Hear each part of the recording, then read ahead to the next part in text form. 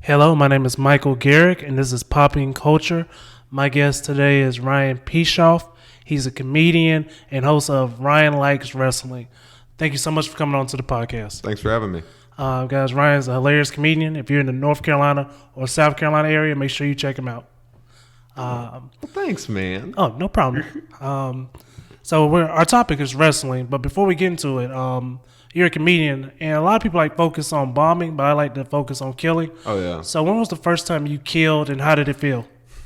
I think the first time that I can say that I legitimately killed was when I was hosting for Jen Snyder's 10-year anniversary not 10 year, I think it was just 1 year. I don't know. It was an anniversary show at, I can't remember the bar. It's downtown. Art Bar? No, not Art Bar. New Brooklyn? Not New Brooklyn. I can't remember a lot of the detail on it, but I remember it was my first time performing in front of like 100 people. And I was... Curiosity? No, wasn't Curiosity. We don't do shows there anymore. I did like my first actual book show there. Oh, Comedy Closet? Not Comedy Closet. It was before Comedy Closet. Man, this is going to kill me now. This is really going to... Oh, the upstairs place? Mm-mm, Pearls? Not World of Beer. Pearls? Not Pearls. Look at us just running through Taps? every venue. Not Taps. We're talking about areas in Columbia, South Carolina, guys. That have been comedy venues. I know they do storytelling there as well now. And this is one of those things that it's going to hit me when I'm in the shower tomorrow morning. That's what it is. It's totally fine. But it was my first time in front of a crowd of like about 100 people. I was really nervous because Jen is 3-4 time greatest comedian in Columbia area, voted on by 3 times. And she brought in some out-of-town talent. It was one of my first times working with out-of-town talent. Okay. And it was one of my first times hosting. So, like, I was super nervous, like, the whole day. I'm like, oh, God, I'm going to forget someone's name. Or, like, they're going to have a credit, and it's just going to escape me. Or, like, I'm just going to flop on my, like, opening 5. And none of that happened. I crushed my 5 up top. I introduced everybody as they're supposed to go on. I gave it a lot of energy, and like it was just crazy, like the sound of that many people clapping in clapping or laughing inside of like an enclosed space. Mm-hmm. It's just music to my ears. Nice. Well, has anything compared to that have you done before? To that feeling, honestly, no. It's the craziest thing. That feeling that feeling, like when you crush it, it's mm-hmm. like, it's like a drug that you can't stop doing, and you want to keep on going out and killing it and killing it and killing it, so you can keep on getting that feeling. But nothing compares to that feeling. Nice, man. Nice. In my opinion, it's one of the best feelings ever. Right. I ask every comedian, and I'm not saying you don't give the same answer, but 9 times out of 10, most male comedians give me the same answer. What compares to that feeling? I'm gonna guess we're going with 9 out of 10 times. Male comedians, I'm guessing an orgasm. Yeah. It's always like sex. Sex is a... Oh, yeah. It's real relatable. Yeah. Oh, yeah. Yeah. Well, yeah. When you're killing. Either way. Yeah. Okay. In the sheets or in the streets, either way. Exactly. One more question, since we're both comedians, before we get into wrestling. Yeah. The first time you hosted, did you love setting the tone? Or are you more of like, you rather keep the tone at a certain level? So before I started doing hosting, I would routinely, when I go to like the open mics or whatever for open sign up, I try to get somewhere in the middle. Okay. Because I felt more comfortable riding the wave rather than starting the motion. You know what I mean? And ever since that first time that I hosted, I just kept on getting more and more hosting spots. And over time, I felt more comfortable starting it off. Because, like, I like to have, like, high energy at times, you know what I'm saying? And that, I think, lends itself to starting a show because then, like, you create that big wave, you already got the ball rolling, so it's easier for the people after you to kill as well. So like that's, like it's not my favorite place to be because like, anxiety, you're just like, oh, what if I suck, and then I've ruined it for like everybody until later down. But at least like the next two people, they're getting a cold open and that's not good. Yeah. But I've been like the last comic a few times, and that's really cool. But like I feel like some people get tired if the people before me weren't that good. So I don't know. I think I've gotten more comfortable opening. Nice. Nice.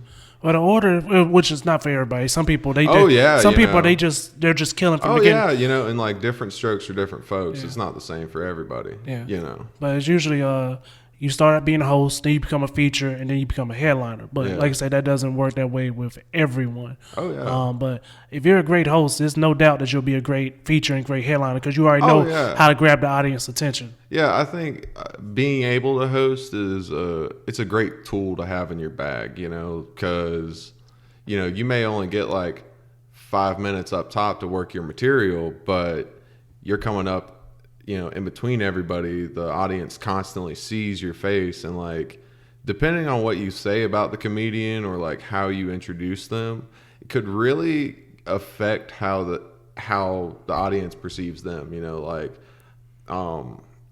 I say like the energy that you put out to them is what you're going to get back. So if you bring somebody up and you're like high energy and you're like pumping the crowd up for them, now they've got this really hot open, and that's great. And, bookers and people who, make shows like that, they pay attention to stuff like that, and that'll lead you to more spots. You know? It's just, it's a really valuable tool to have in your bag. Yes, very much. It's very important. Oh, yeah. But yeah, thank you for talking about comedy with me. Oh, yeah, man. No problem. Now we'll get into pro wrestling. Yeah. You chose this topic. Is there any special reason why? So it's okay. So like, I'm a firm believer that everybody has their like secret, like nerdy thing. Okay. Like some people it's comic books, other people it's like Lord of the Rings or Harry Potter, or like maybe you're really into cars. You can be a car nerd. You know what I mean? It's not my thing, but for me, like I'm a pro wrestling nerd. Okay. And it's the weirdest thing because like neither of my parents are into it. I saw it randomly while channel flipping as a kid, and it was pretty cool for like a few years. And then through high school, I forgot about it, and then I get to college, and for some reason, I'm like, you know what?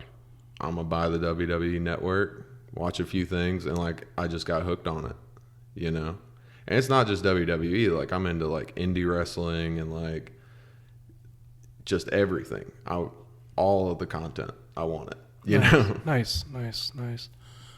We'll just do a few history things that I researched. Oh, yeah. I was surprised to learn that it started in the 1860s. Oh, yeah. Yeah. Professional wrestling has been like a thing for a really long time.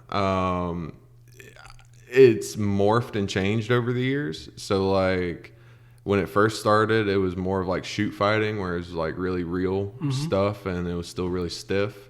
And then as like time passed on and they realized, oh, well, we can make a killing, not kill each other, push some really good storylines that hook a crowd into it, and then now we're really making money. Yeah. But in turn, it's always been given like that like carny the carny effect. Yep, that's how it started. It started at carnivals. Like people would go, there would be people that literally joined the carnival just so they could be a part of wrestling to make money that way. Oh yeah. And that was just such a humbling beginning because remember there's no TV at this time. Oh no, 1860s. Yeah, nah. There's no radio. Nah, you got to work for the money. You literally got people. You're gonna come into this little town. You're gonna hope people want to see you like slam somebody, and this is how you're gonna make your money each stop. Oh yeah.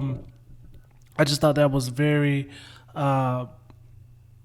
eye-opening to learn that like this beginning even started the same way in England. Oh yeah. Like both of them had the same upbringing when it came to pro wrestling. And that's another thing is like pro wrestling and wrestling in general it's not just something that's like limited to North America. Like it's European backgrounds and British wrestling. You got your Japanese influences. You even have, and I saw this in a like a CNN study of the world video or something like that. But in the Congo, in Africa, they have like this crazy pro wrestling celebration thing where they mix pro wrestling with voodoo and hoodoo. So You making that up? no, I'm like hand to God. I never heard of hoodoo. This is crazy. So like you'll have people who are fighting in the ring, right? But then they'll have like a partner on the side of the ring, or sometimes they get in the ring and they cast spells on each other. I'm so scared to laugh. I know. I want to laugh, but I'm like, oh. Look. Hand to God, I'm not making it up, okay? And like, dude, I looked it up. Like, it's entertaining, and like the crowds get hyped for it. Like they think to a degree that it's still a little real, and it's a part of their culture. I would be so scared to watch it because I'd be like, if my TV starts floating, I'm like, you got some dude wearing a Jaguar pelt in the corner, and his hands are starting to glow green. What's that? I was like, okay, but I will check that out. Thank you, dude. Like it's interesting, and it spans the world, and nice. It's just crazy how it's evolved over time. And And then we'll just fast forward to the 1970s where it goes. It's finally pushed on the TV. Oh yeah. And this is where the big explosion came. Oh yeah. It's like the major golden age of wrestling where it really started where it started becoming another strain in the pop culture. Yes. Yeah. Because once it hit TV, it was just like. It was that bounce from like, okay, this has to be fake. But for new fans, they weren't sure. Yeah. Because not saying they didn't have good TVs back then, but they weren't the best. Like, well, not just that. In part, it helped that. With pro wrestling's carny background, they have to believe the role. Yep. They have to play the character at all times because they got to sell the tickets, and that is affectionately called kayfabe. Okay, where the storyline is blurred with reality. Okay, so for instance, look at the Undertaker. Okay, only recently has Undertaker like done interviews and like really opened up about who Mark Calloway the man really is. Yep. Prior to this, while he was still like wrestling and doing stuff, the Undertaker was the dead man. You're not seeing him on Jay Leno. He's not doing a shoot interview with Stone Cold Steve Austin. He is the Undertaker, and that's it, So it's where the character becomes the person in real life, and God, I can't remember what we were talking about. No, we're talking about. Got onto this. 1970s. They started hitting TV. Yeah. So you've got the characters like Hulk Hogan. Yep. Okay, he's the golden boy, and he's the big draw, and he has to be the same guy inside the ring as he is in real life. When he is doing real life interviews with late night talk shows and stuff like that, he has to be, say your prayers, eat your vitamins, that guy all the time. Yep. And that's what led the fan base to not really knowing if this is real or not. Is this scripted? Is this not like that? And the wrestlers back then took it very seriously as well. So, guys like Stan Hansen, Blackjack Mulligan, I think, like they would get, or Haku. Okay. Old Samoan. I know that. Yeah. They would get asked, pro wrestling's fake, right? And then they would like have to beat somebody. Be like, oh no, pro wrestling's real. it's real. They're real people, they're real fighters. So in recent years, you've seen kayfabe go away. People do the shoot interviews and they're like, yeah, we know it's not real, but it's still entertaining. And that's why we like it, but that's why in the 1970s with the golden age, there was that diehard culture of the fans. Yes. I mean, very diehard. I'm not saying. I mean, of course, with COVID, there's no audience now. But do you feel like from 1970s to now that audience attendance went up, or do you think it went down? Oh, I mean, for sure. Because you've got the wide, the wide expansion of the internet. YouTube. So it. You're more likely to grab more fans over time. Because of the wider net that you're casting. Not to mention, there's more tickets to sell. They're playing in bigger venues, so yeah, the audience attendance, it's gone up. That's right. I didn't even think about that. That's right. In the 1970 venues for would not be. Sure, and not only do you have the old fans that grew up watching it, but then now you've got their kids. Yes. And that's why WWE's it made that major change in from the Attitude Era where it was rated M or rated PG-13 where they could get away with risque stuff to more of the PG John Cena era where they never give up the whole play to the kids thing because they know if they market to the kids they'll be lifetime fans, and then that's somebody you've got forever. Yes. Yeah. And since we're on the topic of the kids, I would love to talk to you about the toys. Oh yeah. For me, I remember I had a Triple H toy, and I had a Sting toy. Not good toys as I look back on them. They're not. This is regular action figures. Honestly, there was no let me grab him. No, it was I had to do most of my imagination. Oh yeah. Did you have any toys growing up?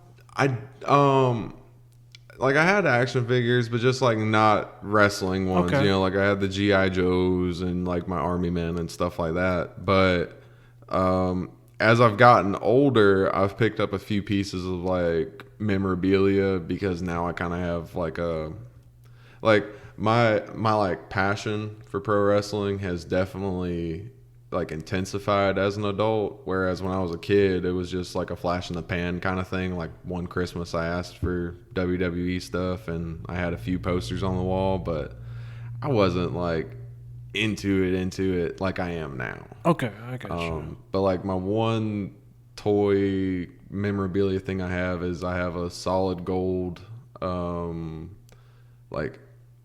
Goldberg car. Nice thing. Wow. Yeah. Okay. It's like a toy car. It's boxed. It's yay-ish big. And my fiance gave it to me. So nice. That's picked the right woman. Oh, I'm telling you. Yeah. Nice. While we're still on the subject of toys, you have a collector's item.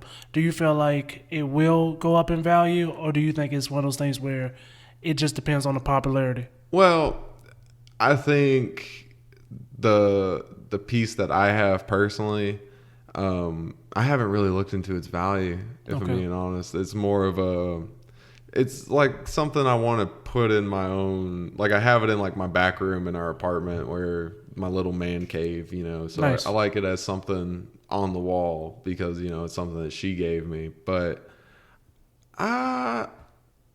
considering it's related to Bill Goldberg, and as of recent years, he's been showing up in WWE, had a lot of really bad matches, a really bad stinker with Undertaker and Saudi Arabia, which should have never happened, but that's a whole different thing. Okay. He still manages to find his way to break into wrestling news with having heat, issues with newer talent or something like that. I don't know if he'll appreciate or depreciate because I don't know if I'll go err on the side of any publicity is good publicity, or if this dude tanks his wrestling persona, will that affect it, or will nostalgia, raise it? So it's kind of a toss up. Yes. and since we're on toys, we'll just slide to video games. Video games was my biggest introduction to wrestling, just because Same. I didn't. It was just so much of like I had to stay up to watch it. I wasn't a big Yeah. fan. So I remember I had the one that was on PlayStation 1. I want to say that was the one TNT. It was on TNT, but it wasn't called TNT. It was oh man, TNT had had their contract for a while until they messed that up. It was with WCW. I Because wanna, WCW used to be on TNT. AEW's on TNT now. oh yeah, like yeah. TNT. This is way before AEW. Yeah. Way before. TNT has always been the network. It's like it's a part of Turner Broadcasting, Mm-hmm. and they've always been like diametrically opposed to WWE and USA. Yep. So if it was TNT, I'd say it was a WCW game. I'd- It had like Sting Yep. and who else? Was The on graphics were horrible. Oh yeah, but- as most games were. Yeah, the graphics were hard, but what got me as a kid was, and even the ones that were on PlayStation 2, was the stories were just really well done. Oh yeah. And letting you choose was like something totally different at that time. I don't remember too many games that were like, all right, you have two choices. I was just like, Yeah. wow, this is okay. This is Yeah, good. and my choices affect how the story Yes. plays out. Yeah.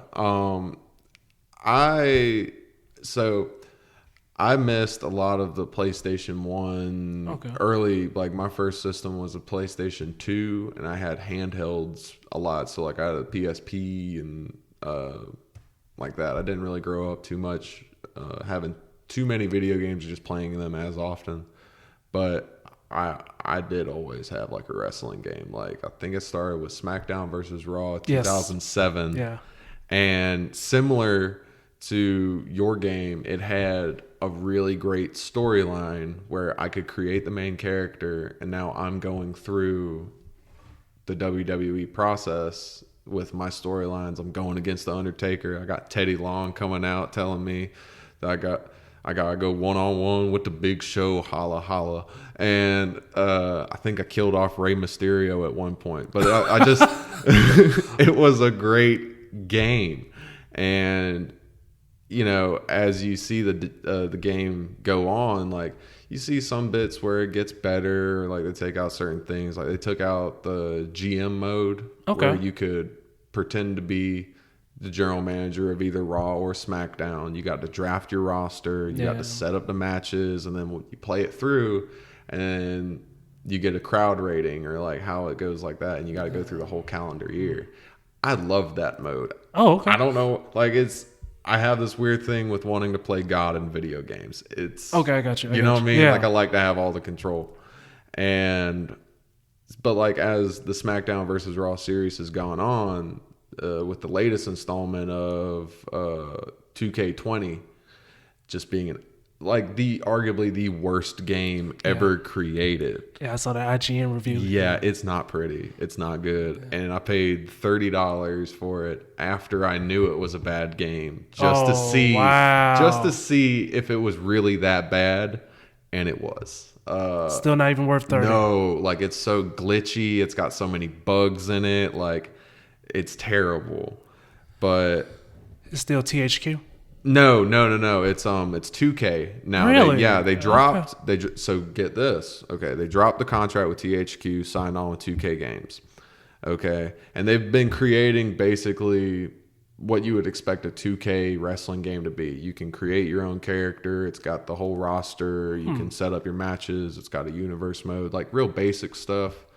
It's got like storylines that follow the careers of professional wrestlers. Like one year they did one of Daniel Bryan.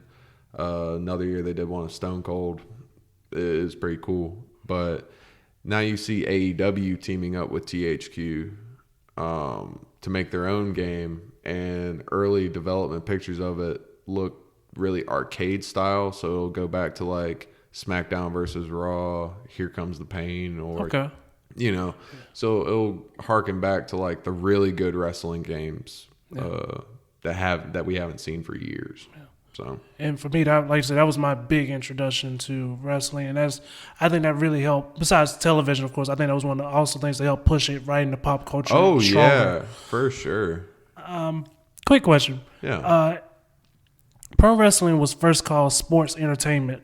Why did they drop that off? So, sports entertainment is a Vince McMahon creation. Okay. Really? Okay. Yeah. So, WWE is to pro wrestling as Kleenex is to tissue. Damn. Okay. Okay. So you instantly associate one with the other. So Vince McMahon wanted to make WWE get away from the carny persona that we were speaking on earlier. Okay. And when he first started, like, so he inherited the business from his dad, Vince Sr. Okay. When he got that, he was he was a on-air commentator. Yep. So there was that. He wanted to make Monday Night Raw kind of like dinner and a movie, like a black tie affair. He wanted the seats for the audience to be like a table and chair with like candlelit dinner, Like medieval times. kind of like medieval times, but instead of like knights and dragons, you got two sweaty, beefy guys trying to beat each other up in a ring. Okay. You know, so, and obviously that didn't take off, but in that effort to get away from the carny persona, he didn't want to use the word pro wrestling. Sounds too carny. Okay. So he used sports entertainment. And to a degree, it speaks to what we see today, where it's kind of like a blending of real sports, like combat sports, and like entertainment, like soap opera dramas with like storylines being built. You know what I'm saying? Yeah. So, Okay. yeah. Nice. Since we talk about Vince McMahon, which one was your? I just plenty of companies, but do you have a favorite company? So, okay. For the guys that don't know, the companies range from WWE, AEW, Impact, and WWF. And some of those companies don't exist anymore. So my favorite company, I'd say, is Impact Wrestling. Really? Yeah, I'm not the big. So my first time ever watching wrestling was WWE. It was SmackDown. I remember watching Umaga kill a guy, and I was like, "This is great." Okay. But as I kept watching, I just kind of got bored with it. It was really childish in some parts. Like it just wasn't that thing. So I go channel flipping and I get on Spike TV and I see Impact Wrestling, and they've got this cool 6-sided ring. It's different from the one that WWE has. It's 4-sided. At the time, Impact was known as TNA. Yep. Total Nonstop Action. They had these great characters like Abyss and Beer Money, and they had guys like Kurt Angle and Sting and Booker T. They were working together as the Main Event Mafia. I got to see guys who are currently killing it big time, like AJ Styles. I got to see guys, Christopher Daniels and Frankie Kazarian, Eric Young. I got to watch their careers start in Impact Wrestling. And now, 10, 15 years later, I'm watching them on like Main Event WrestleMania, or they're like big pieces in AEW. Like it was really cool. And they've just always been they've been that brand that everyone's thinking, oh yeah, this is the year Impact is going to die and go away and fade into oblivion. And they just never do. Okay. They're like cockroaches and Twinkies. Like they don't die ever. And throughout the years, like they've seen great talent come through, like Bobby Lashley, MVP, Drew McIntyre, like just crazy people. Nice. Yeah. So, yeah. As you brought up the stars, a question I would like to ask you is, do you believe the company's more important, or do you believe the stars are more important? That's a tough one, because if the company doesn't have stars, the company won't succeed. But if the company doesn't make any stars, they won't succeed. So, like, the wrestlers need a company. It's like a symbiotic relationship. They need each other to succeed in order to succeed themselves. Okay. And yeah, the wrestler, like if it's not like a good fit, you know, they can jump ship and go somewhere else, or, you know, sometimes it's just not a good fit for those people, but one needs to exist for the other to exist, Okay. you know?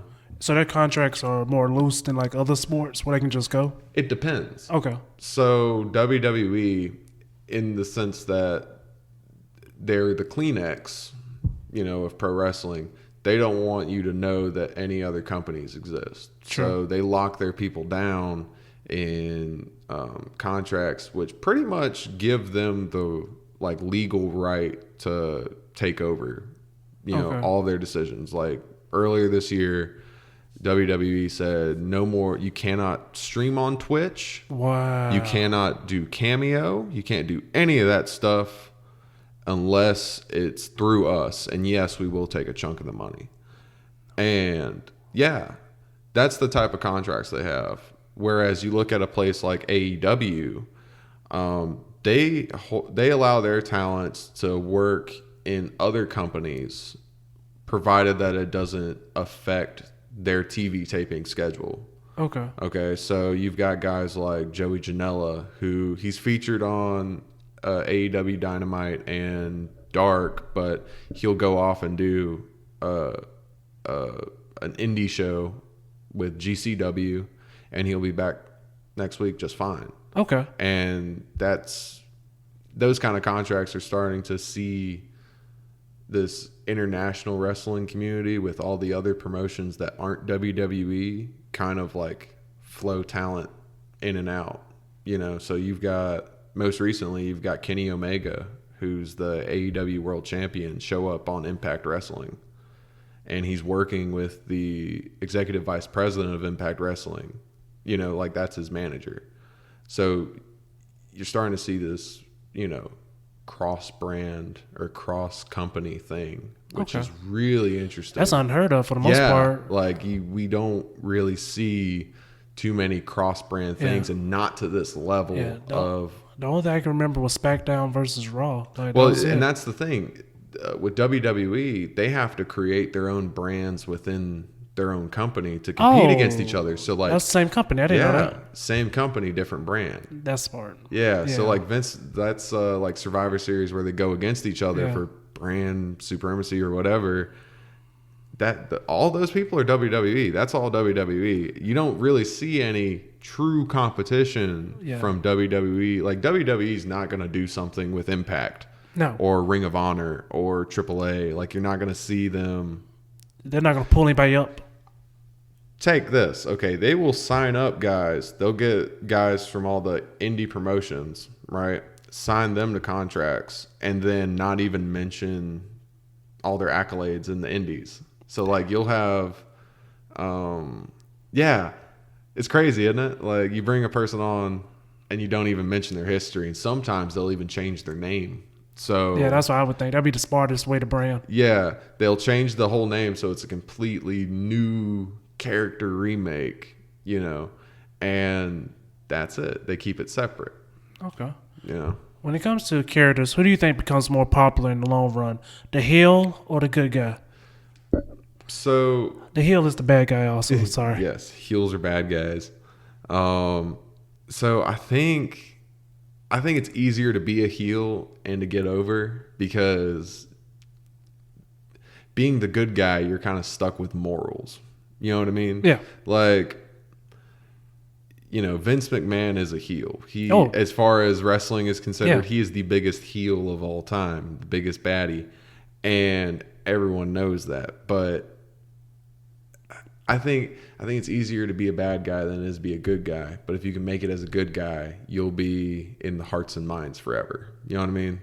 Like Stone Cold wasn't the biggest babyface, and he did switch to heel from time to time, but he's generally remembered as being the good guy that stuck it to Vince McMahon, and he'll always live on like that. But guys like Vince McMahon, we'll remember them because of what a massive dick they were. Yeah. Yeah. So, okay. Who sells better merch in your opinion, the heel or the good guy? Honestly, it's whoever has the coolest merch. And and I think it's the quality of the merch as well. Like if it's good merch and it's a good t-shirt, people will buy it. People will buy it. I remember I wanted this jacket so bad. Yeah. You remember the WWF a little bit? Yeah. I saw a jacket that said "Suck It," but I just me at 9 years old, I just couldn't. I couldn't understand why. Oh no, I can't have that. Why? I can't have that. I feel like they'll say something at school. Yeah. That's I can't even do this. Yeah, so, yeah, for real. I almost got suspended for that, but yeah, like I was like, since we're talking about the influences, how wrestling influenced pop culture, there's no way we can skip over the movies and the music. Yeah. Going with the music first. It's so many intro songs that are stuck in my brain. Yeah. Stone Cold for particular. Like, oh yeah. Like that intro song was just on point for him. Oh yeah, and I think a lot of it has to do with like the music has to fit the character, and I think honestly it's gotten like as far as wrestling's influence in music, I think it's gotten so much better in like the past 5 years, rather than way back. So you've got Leo Rush. Okay, Leo Rush, he's an independent guy. He was with WWE and then he got fired. Before hitting back on the indies, he dropped a rap album. And it ain't bad. It's not terrible. Okay. And he's still doing that while doing wrestling. You've got Sasha Banks. She's with WWE. She's on SmackDown right now, I think. I want to say her cousin is Snoop Dogg. Okay. And she's dropped music. She's on The Mandalorian also. Yeah, she is also on The Mandalorian. You got Keith Lee. He's now done 2 of his own theme songs because the music that WWE gave him universally was not liked. It was like, this music does not fit this guy. And we know this guy because we've seen him on the indies. So he just up and records his own. Do you think John Cena is the reason why that's happening now? I think John Cena crawled so these guys could walk. You know what I mean?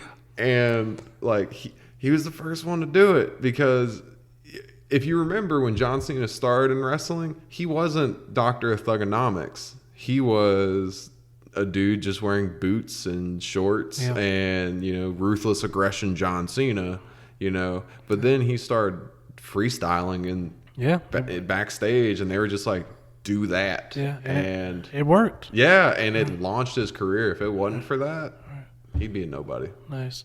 Do you have a favorite wrestling movie? Favorite wrestling movie? Mine is Ready to Rumble. Mine, Nacho Libre. Okay, you got me. You got me so well. I was like, he's gonna say fighting with my family. That was perfect. You got me. You got me real good. Okay, I enjoy that movie also. Okay. Is that considered pro wrestling too? Oh yeah. Okay. So, the influence of like professional wrestling in Mexico is it's almost like a religion down there. Like you've got people like El Santo. Okay, El Santo is a legend in lucha libre. Okay. In Mexican wrestling. This man starred in movies, like multiple movies. He was on like TV in Mexico. He never took off his mask, ever. Okay. In any movie he's been in, El Santo had the mask. Right. He was buried in his mask. Like lucha libre, with the masks and everything, that's its own like that. That's a religion, Those like Mando. It's like Mando. Yeah, okay. Kind of like Mando. That is the way. Okay.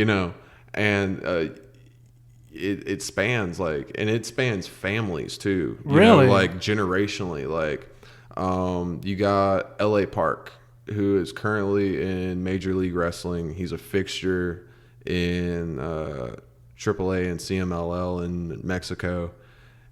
His father, I want to say L.A. Park Sr. was a big wrestler. And then both of his sons, L.A. Park Jr. and El Hijo del L.A. Park. Like you got the Guerrero family that spans the Chavo Classic and Eddie and all of them. You've got Blue Demon and his son. Like it's a big thing in Mexico. So Nacho Libre kind of actually does speak to it, and they do feature real life luchadors from Mexico. Yeah. Nice. And the last thing we'll touch on, the pay-per-view method. Of course, they have the app. I don't know how much is the app now a month. So the network, WWE Network, is, I want to say it's like $9.99 a month. Okay, that's a good price. And a lot of the indie promotions like Impact, they have their own streaming thing that's roughly the same amount. New Japan Pro Wrestling, the big promotion over in Japan, they have their own New Japan World. It breaks down to roughly like $9.79. It's all around $10, and you get access to everything. And then you also have Fight Network, which is free, but that's where the independents kind of stream their pay-per-views, and you can buy them for the classic pay-per-view prices of like $45 or $50 or $25 or whatever. Yeah. Do you think that method goes away in a couple of years, or do you think they stick with pay-per-view? So the thing with it is, whenever something's streamed ever, you can usually find a bootleg of it on YouTube within the next day. Yep. And that is wrong morally, but I mean, it's there. You know what I mean? So, I mean, I don't think that's going to stop them from doing it. I think, if a company is big enough to have their own streaming service and they think that they'll make revenue from it, I don't think that's going to take away from the smaller indie promotions. They're filling up spots on like Fight. You know what I mean? If anything, I think it'll boost the smaller ones that don't have their own streaming service. I don't think it'll take away. Nice. Yeah. Nice. Okay. Well, thank you so much, man, for coming to talk about pro wrestling with me. No problem. Is there anything you'd like to say to your fans? Hello, fans. I mean, you can follow me on the Twitter at Likes Wrestling. I don't even have my name included on that one. It's just Likes Wrestling because there's a cap on the letters. And you can follow me on Facebook, Ryan Pichoff, and find and listen to Ryan Likes Wrestling podcast. Yes. All right, man. Thank you so much for coming on to the podcast. And you guys have Thank you for having me. Oh, no problem. You guys have an amazing day.